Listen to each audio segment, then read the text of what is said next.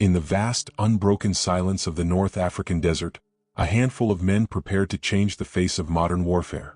Few people today realize that the earliest Special Air Service raids, carried out in 1941, were launched not from strength, but from desperation. Britain was losing ground to Rommel's Afrika Korps, and conventional tactics were failing. In these moments of uncertainty, Captain David Stirling proposed an idea so unorthodox that it seemed destined for rejection. A small, highly trained unit designed to slip behind enemy lines, destroy aircraft on the ground, and vanish before the Axis forces even knew what had happened. The struggle began well before these men ever touched enemy territory. Stirling's proposal required volunteers, men capable of enduring blistering heat, sandstorms, and days without water, while carrying explosives on their backs. Among the earliest recruits were veterans of lay force, traumatized by previous failures but hungry for a chance to strike back. Training took place in inconspicuous corners of the desert, far from headquarters, where the sound of detonating charges echoed across empty plains. They practiced nighttime navigation using stars instead of compasses, and Stirling pushed them harder each day, insisting that their only advantage would be to strike precisely when and where the enemy least expected it. A diary entry from one early recruit, Corporal Jimmy Story, hinted at both uncertainty and determination. Stirling's methods feel mad, but the man speaks with such conviction that you want to follow him into the dark. If he's wrong, we won't live long. If he's right, we might just turn the tide.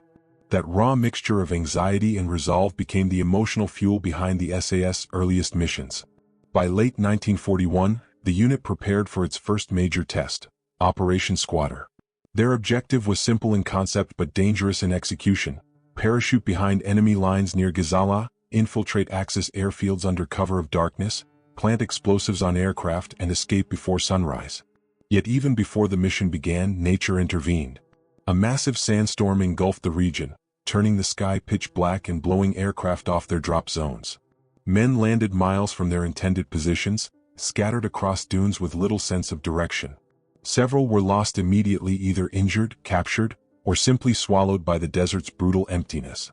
Despite the catastrophic start, a handful of SAS teams pushed forward. Navigating by instinct and fragmented maps, they crawled toward the flickering lights of German airfields. At Gazala, a small team managed to breach the perimeter, slipping beneath barbed wire and silently placing Lewis bombs, compact incendiary charges invented specifically for these operations, under the wings of Messerschmitts and Ju-87 Stukas. By dawn, plumes of fire rose into the sky, and the Luftwaffe scrambled to understand how so few men could wreak such havoc in a single night. The reveal came not only in the flames but in the reaction they triggered. German intelligence reports from the period describe an unknown raiding force capable of penetrating deep positions, a statement revealing that the Wehrmacht had no clear understanding of who these saboteurs were. Some officers suspected Arab rebels. Others believed the British were using specialized commandos. No one guessed the scale: barely 24 men against the entire Axis air presence in Libya. Yet another mystery grew out of this chaotic first operation. Several men who disappeared during the storm were never accounted for. Wartime records list them as missing, presumed dead, but no trace was found, no bodies, no captured documents, no evidence of their final moments. Decades later, fragments of parachute fabric were discovered hundreds of miles off the projected drop path, suggesting the wind carried some teams far deeper into the desert than anyone realized. Historians still debate whether some of these men attempted to walk back toward British lines and simply vanished in the shifting sands. The modern lesson from these early missions is striking. Innovation often emerges from failure. Operation Squatter seemed disastrous in the moment, yet the small successes it produced, despite impossible odds, proved the concept of deep penetration raids. Stirling studied the mission's failures meticulously, noting how weather, parachute drops, and communication breakdowns had nearly doomed the SAS before they even began. From these observations, he began planning a new approach. Instead of parachuting in, they would use specially modified vehicles with the long-range desert group to infiltrate enemy territory. The part closes with the image of Stirling standing in the desert wind, examining the wreckage of destroyed German aircraft. The flames had died down, but their meaning burned clearly. A new kind of warfare had arrived, and the Axis forces had no idea what was coming next. The SAS had survived its baptism by fire, but the challenges ahead would be even greater, and the enemy was beginning to pay attention. Before dawn on the desert horizon, long before engines started and patrols moved out, the German garrison at Gazala was already alert. Over the previous weeks, A pattern had emerged: Axis aircraft destroyed in the dead of night, footprints vanishing into the sand, and no clear trace of the attackers. What the Germans didn't know was that these incidents were not isolated acts of sabotage, but early tremors of a new storm gathering in the desert: the Special Air Service. And the next blow would come through an operation that nearly broke the unit before it ever rose to prominence. Operation Squatter had been the SAS' first major attempt. Operation British Volunteer Units, BVU, was still in its infancy, and now, in late 1941, their next move required absolute precision. Yet as the mission began, tragedy struck before a single explosive was planted. On the night of December 16th, a powerful sandstorm rolled across the Libyan desert, engulfing the aircraft carrying Sterling's raiders. The pilots struggled to locate the drop zones. Men were pushed miles off course. Some landed hard, sustaining injuries that would never heal. Others drifted out of sight, their silhouettes swallowed by the dunes. For the survivors, the struggle began immediately. The desert was not a battlefield in the traditional sense, it was a predator.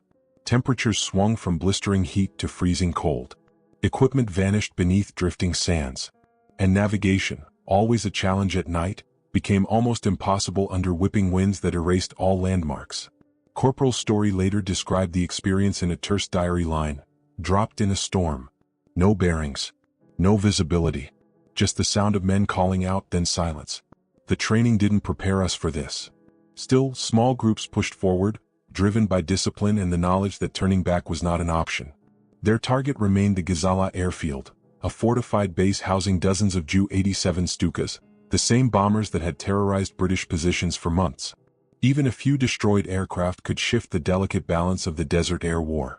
The survivors moved in two-man teams, crawling across open ground where German spotlights swept unpredictably.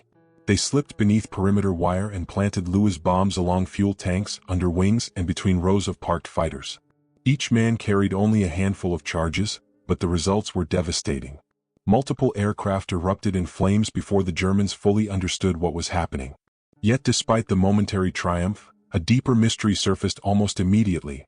Several Axis patrols arrived at the airfield far sooner than expected, as if they had been warned.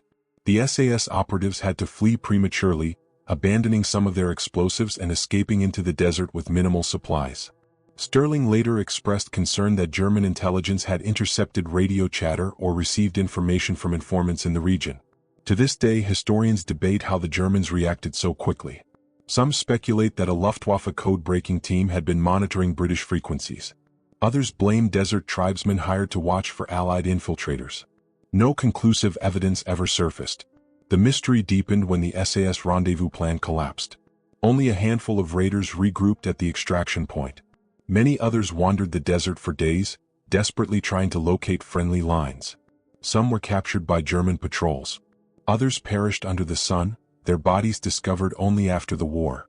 Even more unsettling were the accounts of raiders seen by local nomads moving west, toward enemy territory, despite their objective lying to the east. Whether this was due to disorientation, exhaustion, or unknown circumstances is still unclear. Despite these heavy losses, the raid achieved its mission. At least 37 Axis aircraft were confirmed destroyed on the ground, numbers that shocked the German high command. They could not understand how a small, lightly armed force could inflict such damage without engaging in open combat. Reports from the Afrika Korps described the attackers as phantoms, moving silently and striking with uncanny accuracy.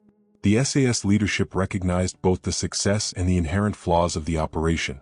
Sterling's key insight from the debrief was blunt: parachute insertions were too risky in desert conditions.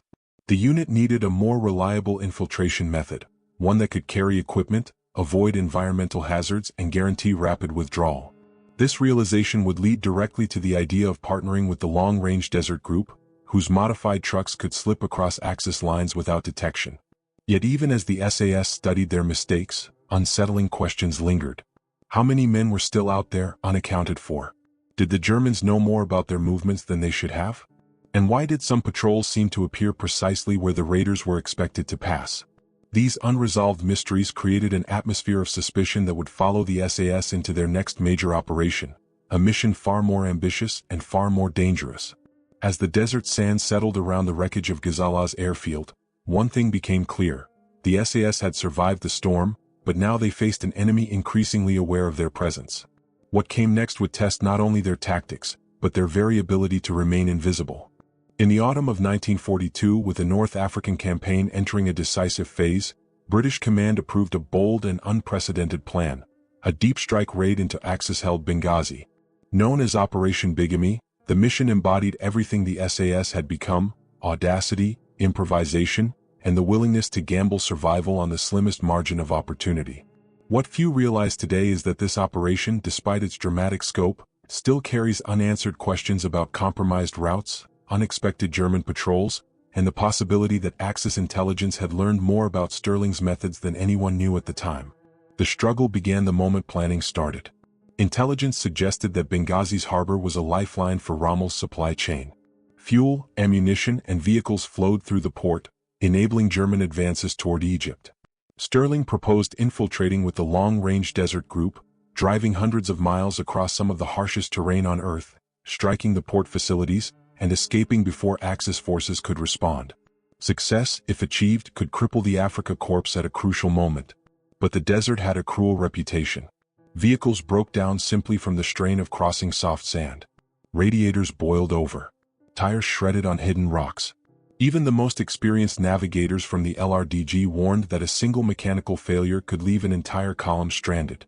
And yet, there was no alternative. The distances were too great for parachute operations, and the enemy presence too strong for insertion by sea.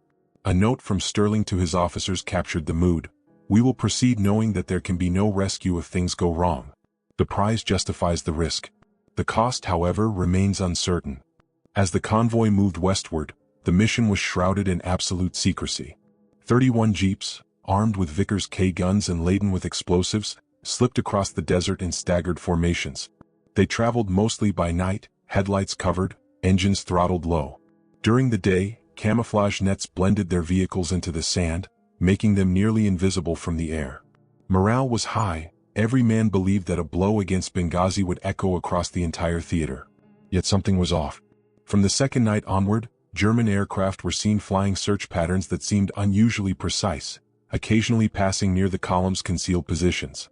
Pilots couldn't possibly have spotted them from altitude, yet the patrol routes aligned suspiciously with their advance. Sterling ordered stricter radio silence and increasingly erratic routes to confuse potential trackers. As they closed in on Benghazi, the first major blow hit. A fuel truck suffered engine failure and had to be destroyed. Hours later, 2 jeeps became bogged in loose sand and were lost.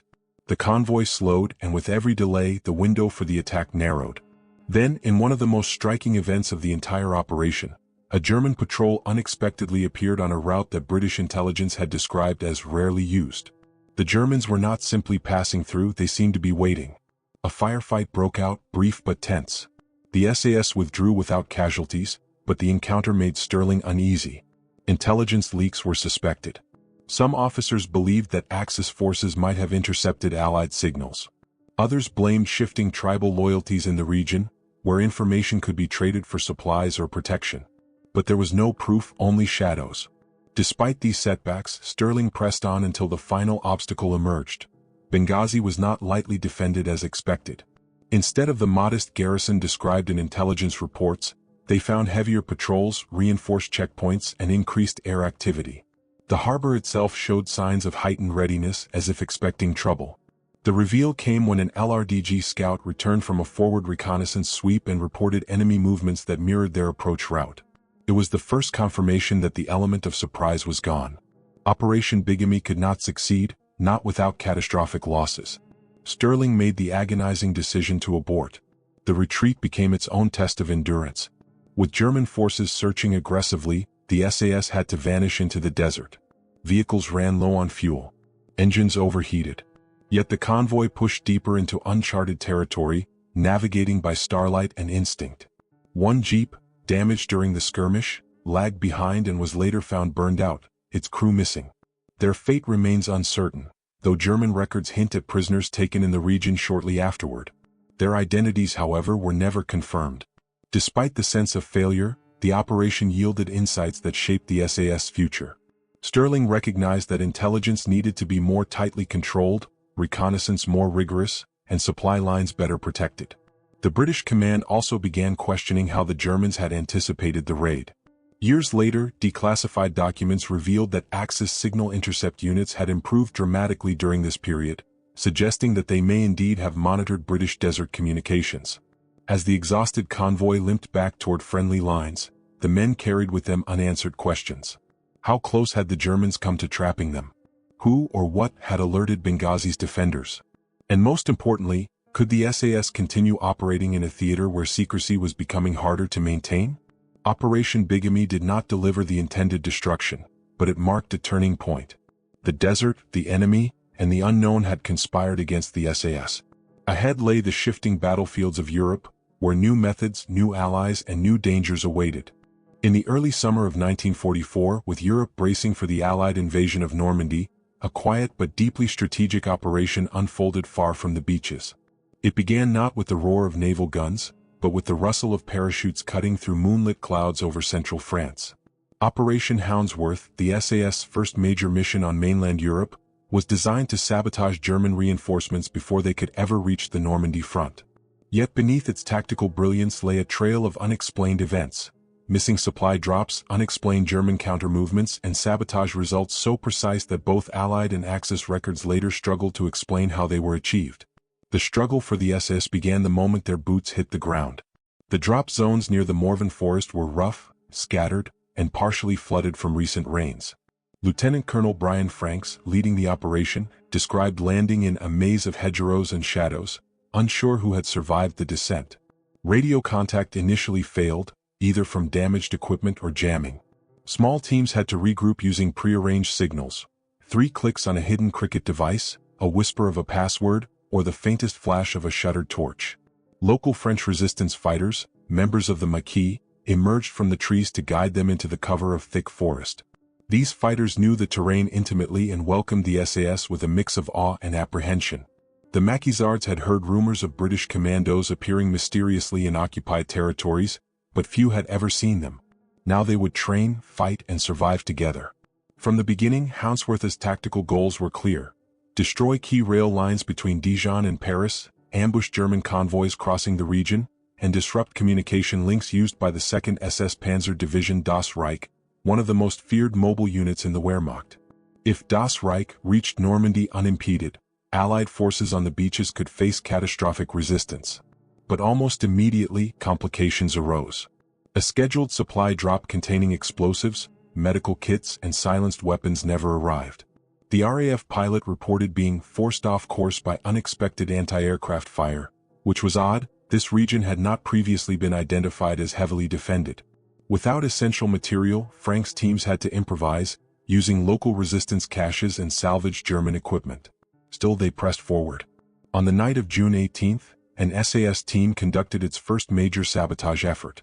Moving along a stretch of railway near the village of Les Laumes, they planted charges designed to fold the tracks inward and derail heavy locomotives. Hours later, a German troop train was thrown from the rails, its cars smashing into one another in a violent chain reaction. As the smoke drifted upward, a question emerged that remains puzzling even today. Allied records do not account for the type or quantity of explosives used in that specific breakout. Nor do German records explain how charges were placed so close to a patrol station without being spotted. Some suspect that locals, possibly railway workers sympathetic to the resistance, helped position the charges under the cover of routine maintenance. Others believe SAS scouts infiltrated past guard rotations using stolen insignia. Whatever the method, the result was devastating and untraceable. As retaliation intensified, the struggle deepened. German field commanders launched brutal sweeps through the region, capturing civilians and burning several villages suspected of aiding the Maquis.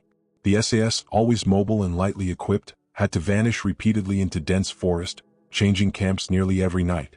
Franks later noted, "Every hour we stayed still felt like an hour the enemy gained on us. Movement became life. Stillness became death." The pressure increased when a Luftwaffe reconnaissance plane began circling the Morvan Hills daily. Its presence puzzled Allied planners. German aircraft rarely patrolled this inland region so frequently. Some believe local collaborators had reported unusual activity in the forest. Others suspect that the Luftwaffe detected abnormal patterns of light during the night drops. Whatever the reason, the SAS had to adapt, camouflaging their camps with an ingenuity honed in North Africa.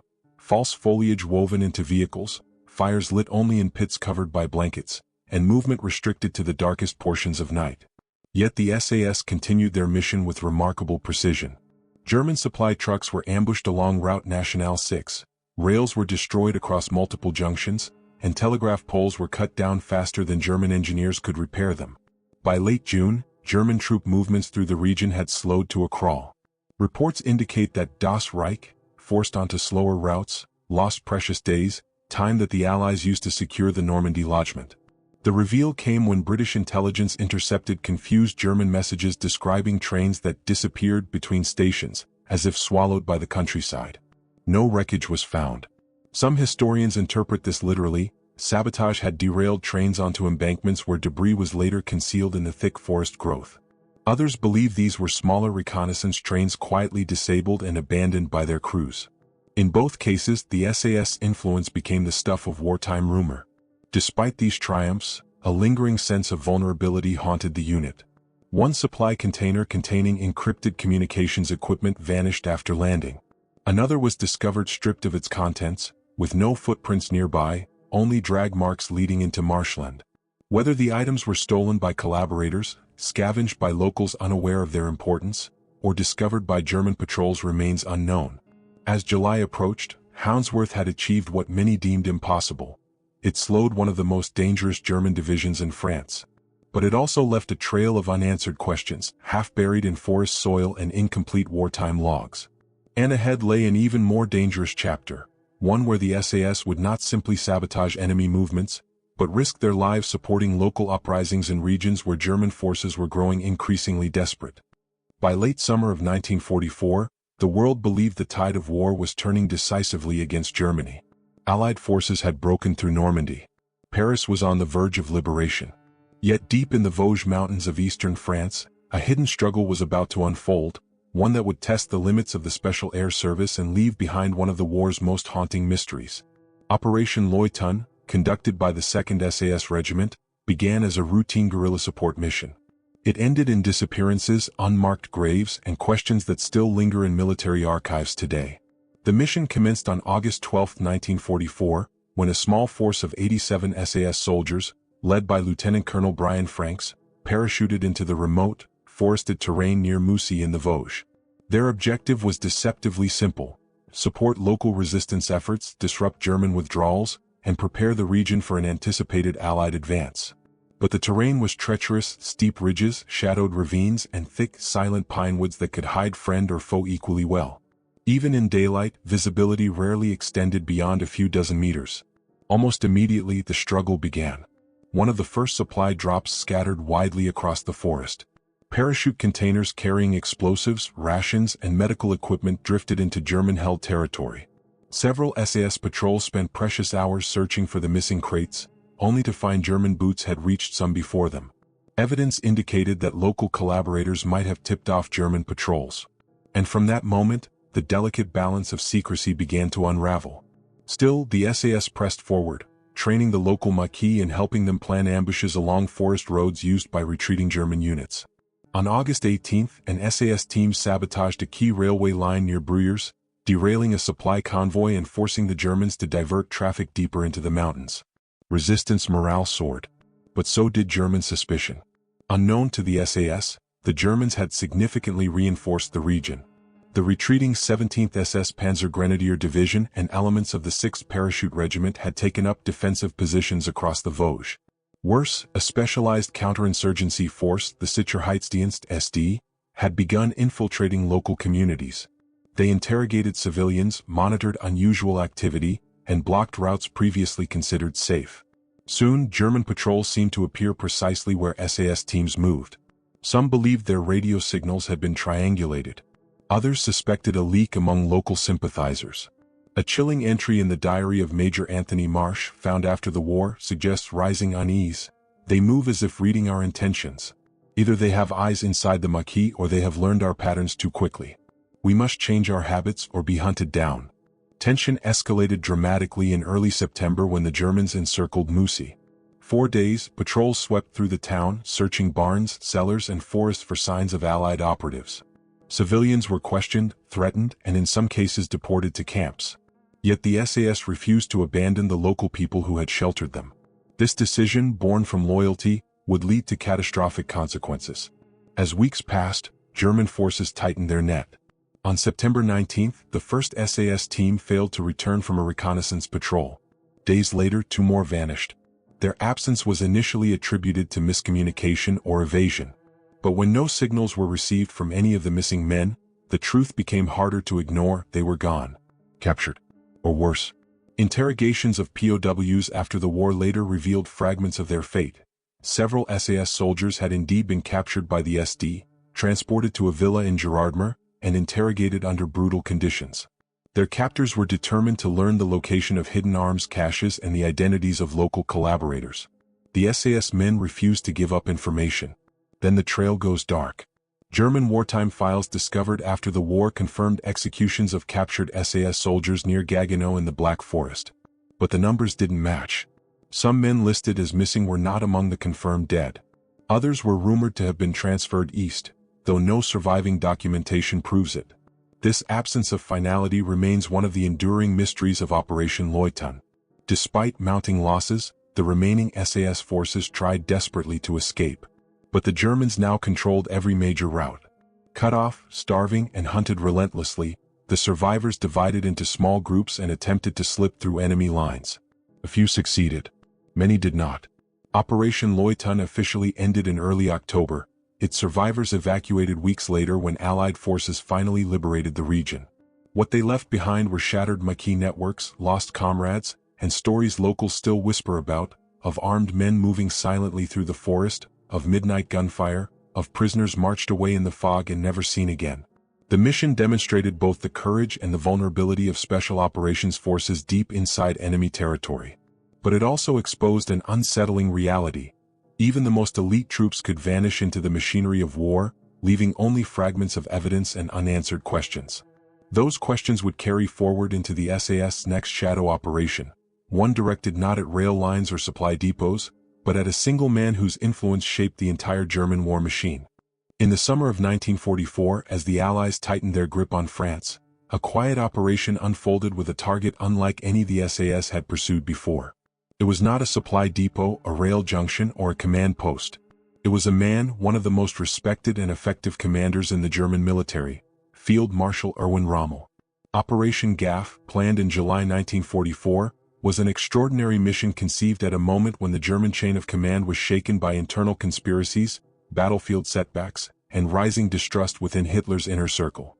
Yet the deeper one looks into Gaff's historical record, the more the operation resembles a puzzle of missing details, conflicting testimonies, and conclusions that never fit perfectly together. The struggle began long before the SAS ever set foot in France. As Allied forces clawed deeper into Normandy, Rommel's defensive brilliance had slowed their progress significantly.